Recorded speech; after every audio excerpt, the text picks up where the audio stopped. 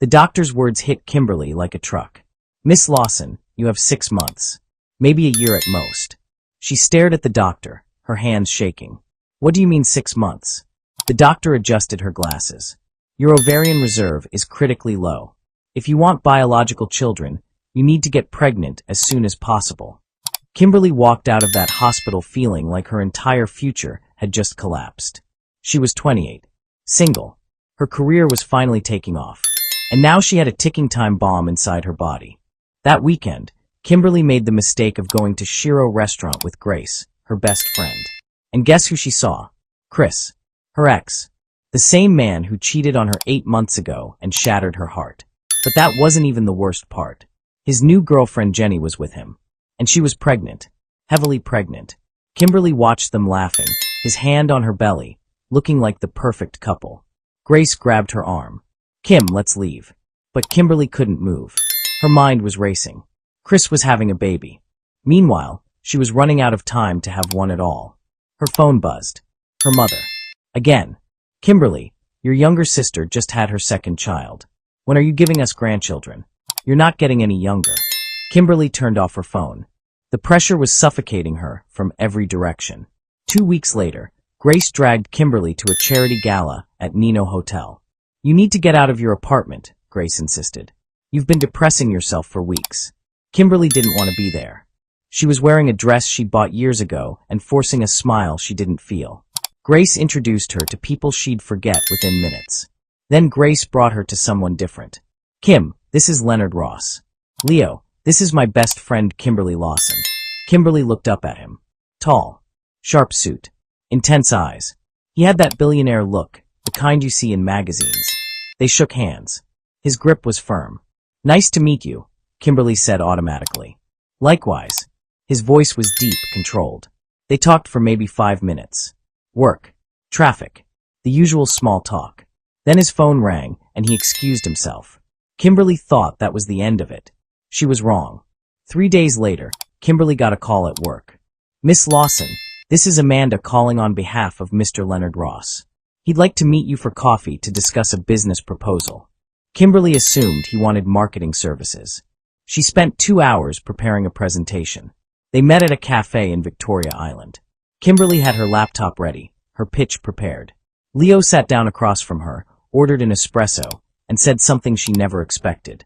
"I don't need marketing services, Miss Lawson. I need a wife." Kimberly blinked. "Excuse me." He leaned forward. "Let me be direct. My father has given me an ultimatum. I have to be married within 3 months, or I lose control of my family's company. Billions of naira are at stake." Kimberly stared at him. "And you're telling me this because I've done my research on you. I know about your diagnosis." Her blood ran cold. "How do you know about that?" "I have resources. And I have a proposition." He slid a folder across the table. "You need to get pregnant soon. I need a wife. We can help each other." Kimberly opened the folder. It was a contract. Marriage. Artificial insemination. Financial compensation. A clean divorce after 2 years. "You want to pay me to have your baby and pretend to be your wife. I want to offer you a solution to your problem while solving mine. Think about it, Kimberly. You get pregnant with excellent genetics, financial security for you and the child, full healthcare coverage, and a trust fund that guarantees your child's future. I get to keep my inheritance. We both win." Kimberly should have walked away. But she didn't. Because somewhere in her desperate, panicking mind, it made sense.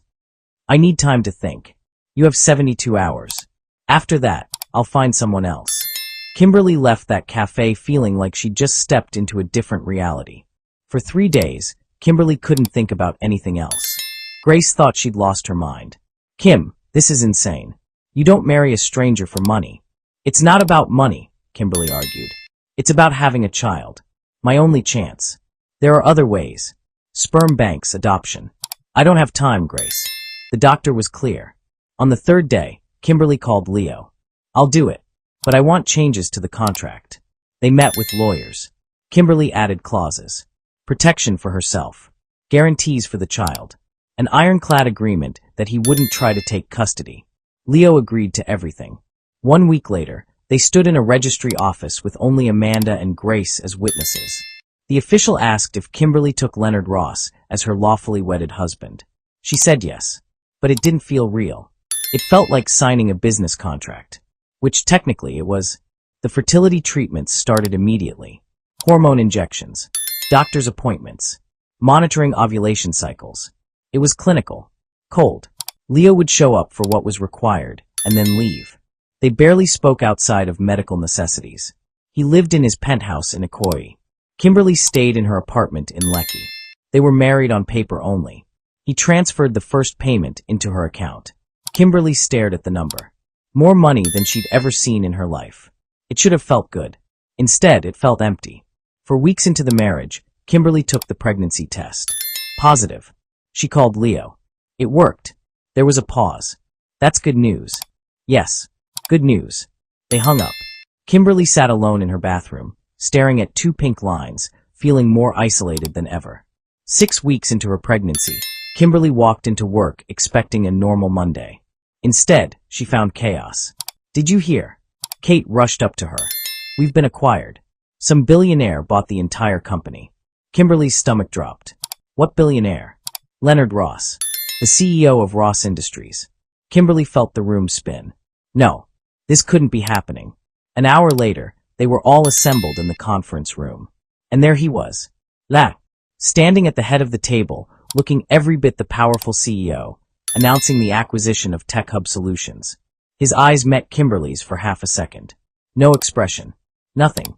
After the meeting, Amanda approached Kimberly discreetly. Mr. Ross would like to see you in his office. 5th floor. Kimberly took the elevator up, her heart pounding. His new office was massive.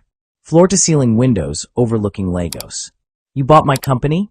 Kimberly closed the door behind her. It was a good investment. Leo, this wasn't part of the deal. The deal didn't specify where I could or couldn't invest my money. He sat on the edge of his desk. This doesn't change anything between us. It changes everything. You're my boss now. Professionally, yes. Personally, nothing has changed. We maintain our distance as agreed. But he was wrong. Everything had changed. Working in the same building as Leo while hiding their marriage and her pregnancy became impossible for Kimberly. They had meetings together. Project collaborations. Company dinners. Everyone watched them. Kate had already started spreading rumors. There's something between them. I can tell. The morning sickness hit Kimberly hard during a presentation. She barely made it to the bathroom. Kate followed her. Kim, are you okay? You've been sick a lot lately. I've fine. Just stress from the acquisition. But Kate didn't believe her. Kimberly could see it in her eyes. Leo started showing up at Kimberly's desk more often than necessary. How are you feeling? He'd ask quietly when no one was listening. Fine. You need to take it easier. The pregnancy. Don't. Not here. The lines they'd drawn were blurring. And Kimberly didn't know how to stop it. 3 months pregnant. Kimberly's body was changing. Hiding it at work was getting harder. Leo moved her to a less demanding position. It's for the baby, he insisted. But people noticed. Kate cornered Kimberly in the break room. Why is the new CEO giving you special treatment? What's really going on between you two? Nothing. There's nothing going on. But that was becoming a lie. Leo started calling Kimberly every evening. Just checking in, he'd say. Making sure you're okay. You don't have to do this. The contract doesn't require. I know what the contract says, Kimberly. The way he said her name had changed. Softer. Less formal. One night, Kimberly was working late, finishing a report. Everyone had gone home. Her back was killing her. She stood up to stretch and suddenly felt dizzy. The room tilted. Strong hands caught her. When was the last time you ate? I don't remember. He didn't say anything. Just grabbed his jacket and keys. Come on. He took her to a quiet restaurant. Ordered food for both of them. Watched her eat. Why are you doing this? Kimberly asked. Doing what? Caring. This wasn't part of our deal. He was quiet for a long moment. Maybe I'm not good at following contracts. Something shifted between them that night. Something dangerous. Kimberly was leaving work when she saw him. Chris. Standing by her car. Kimu. We need to talk. Her heart started racing. There's nothing to talk about. You're pregnant. It wasn't a question. And married. To your boss. How did you? Jenny saw the photos from some company event. She recognized you. Did some digging. He stepped closer. Is he the father? That's none of your business. I loved you, Kim. We had plans. And now you're having another man's baby. You loved me? You cheated on me, Chris. With Jenny, who's also pregnant with your child. So don't talk to me about love. That was a mistake. I realize that now. Seeing you pregnant, it should have been us. Get away from my car. Kim. She said get away from her car. Leo's voice cut through the parking lot. He walked up beside Kimberly, his presence commanding. Who are you? I'm Chris. Kim's ex-boyfriend, Kimberly finished. He was just leaving. Leo's jaw was tight. I suggest you do that. Now. Chris looked between them, angry and bitter. This isn't over. He walked away. Kimberly was shaking. Leo's hand found hers. Are you okay? She pulled away. I've fine. But she wasn't. And he knew it. After the Chris incident, Leo became more protective. Overprotective. He insisted on having a driver take Kimberly to and from work. He showed up at her doctor's appointments, even the ones he wasn't required to attend. He started texting her throughout the day. Grace noticed. Kim, you said this was just a contract. But he's acting like a real husband. He's just being responsible. For the baby. No. He's being protective. Of you. Kimberly wanted to argue. But deep down, she knew Grace was right. One evening, Leo came to Kimberly's apartment unannounced. Pack a bag. What? Why? My father wants to meet you. Tomorrow. He's expecting us for dinner, and he wants to see that we're actually living together like a married couple. But we're not. I know. But we need to make this look real. Just for one night. One night turned into something more. Leo's penthouse was massive. Floor-to-ceiling windows. Modern everything. A guest room that he said was Kimberly's. That first night, they sat on opposite ends of his huge couch, watching TV in awkward silence. This is weird, Kimberly finally said. Agreed. But as days passed, it became less weird. They'd have breakfast together. He'd ask about her day. She'd hear him on business calls and understand more about the pressure he was under. One night, Kimberly couldn't sleep. Back pain. She wandered into the kitchen and found Leo there, also awake.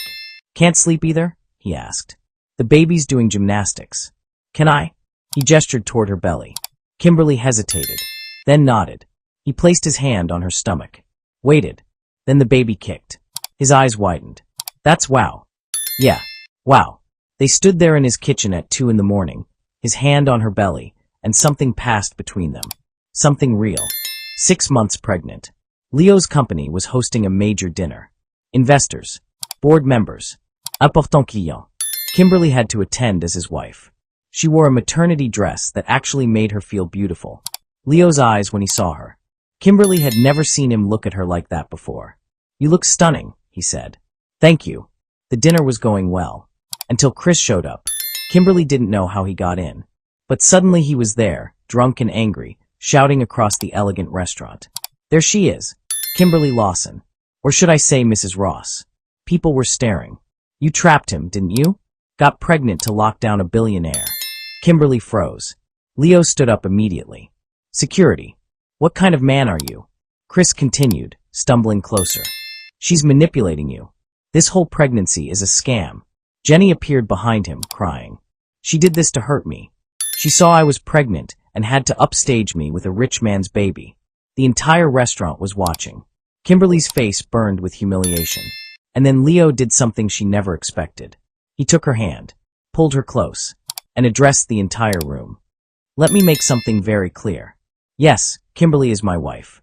Yes, she's carrying my child. And yes, I love her. The room went silent. Kimberly's heart stopped. Our marriage might have started unconventionally, but that doesn't make it any less real. She didn't trap me. I chose her. I choose her every single day. And if anyone has a problem with that, they can leave. Now. He looked at Chris. Security removed them.